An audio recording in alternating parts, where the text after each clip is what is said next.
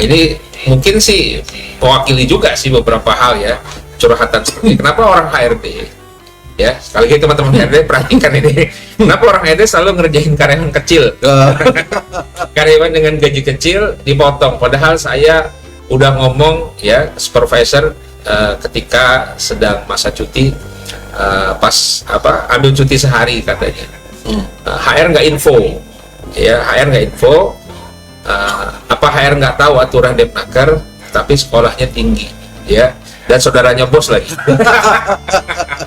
Jadi ini seru nih, ini merasa dizolimi ya, dipotong ya, dia minta cuti tapi akhirnya malah dipotong, maksudnya gitu ya. Hak cutinya ada tapi dipotong gitu ya. Nah ini masalah benar atau salahnya kan kita nggak tahu ya, datanya apakah betul dia udah harus dapat cuti atau bagaimana, kita nggak tahu.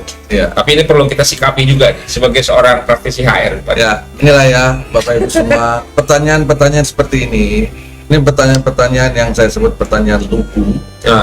Tapi ini pertanyaan yang benar-benar sering muncul dalam diskusi-diskusi kita. Betul. Dalam KIR itu hampir setiap KIR ada pertanyaan-pertanyaan seperti ini, yang mungkin kita kategorikan sebagai curhat lah, ya kan? Perlu kita selipkan. Ya, dan ini memang perlu dimunculkan supaya kita kalau di dalam yang mendengarkan ini, baik sekarang maupun nanti itu ada orang HRD, mereka juga tahu bagaimana apa yang dirasakan oleh karyawan di bawah. Ya. Nah, ini perlu kita sikapi. Baik. Jadi kasusnya di sini kan si karyawan kecil ini, dia katanya sudah ngomong sama supervisornya waktu ambil cuti sehari. Terus, tapi kata HR dia nggak diinfo, jadi dipotong aja gajinya. Makanya si karyawan ngambek nih, marah dia. Apa HR nggak tahu aturan? Padahal sekolahnya tinggi, saudaranya bos lagi, katanya gitu. Ya. Jadi hal pertama yang harus kita pahami, ini buat semuanya ya, terutama buat si karyawan yang bersangkutan, terus buat atasannya, sama buat HRD juga. Yang pertama kita harus pahami dulu bagaimana perusahaan di tempat kita masing-masing mengatur tentang prosedur cuti. Itu dia. Itu dulu. SOP cuti kalau SOP-nya harus jelas dan kita harus paham. Ya. Tertulis. Perhatikan ya Bapak Ibu bahwa SOP cuti, prosedur cuti itu setiap perusahaan bisa berbeda-beda. Betul. Ya.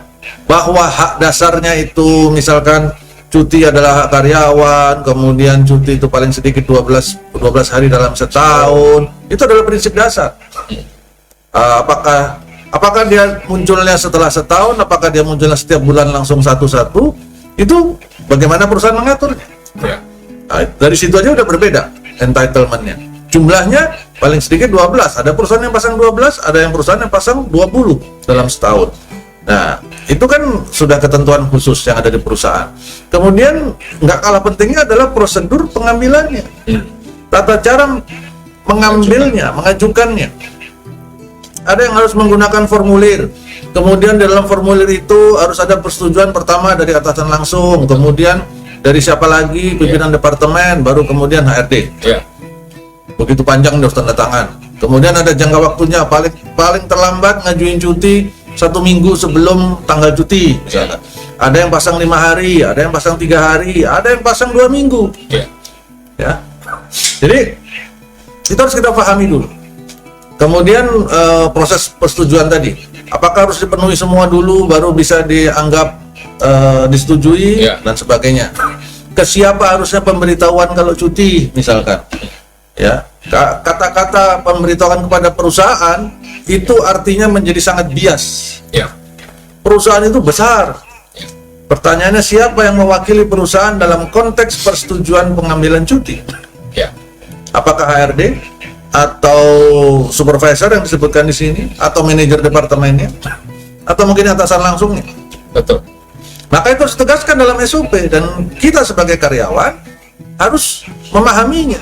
Wajib bagi kita untuk memahami kepentingannya apa, untuk kepentingan kita, sehingga kita tidak keliru pada saat proses pengambilan. Salah prosedurnya, jangan-jangan nih. Betul. Dalam prosedur pengambilan cuti di perusahaan yang si penanya ini, ternyata persetujuannya harus sampai ke HRD. Tetapi si karyawan tidak mengajukan sampai ke HRD. Dia cuman ngomong. Tuh kan dia bilang saya sudah ngomong. Ya, Padahal harus bikin form. ke atasannya misalkan. itu supervisor. Cuma ngomong ke supervisor.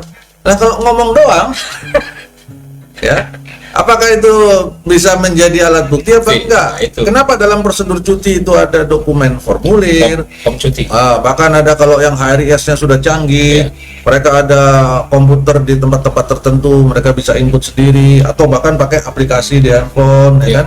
Ajuin cuti, ada digital approval dan sebagainya. Jadi bukan ngomong. Ya. Itu contoh aja, contoh. Ya. Kalau misalkan ternyata, oh Pak, kalau di tempat kami penanya ini misalkan, Iya. di tempat di perusahaan penanya ini memang prosedurnya ngomong aja Pak. Oke, pertanyaan berikutnya, ngomongnya ke siapa? Direkam nggak? Nah, ngomongnya ke siapa?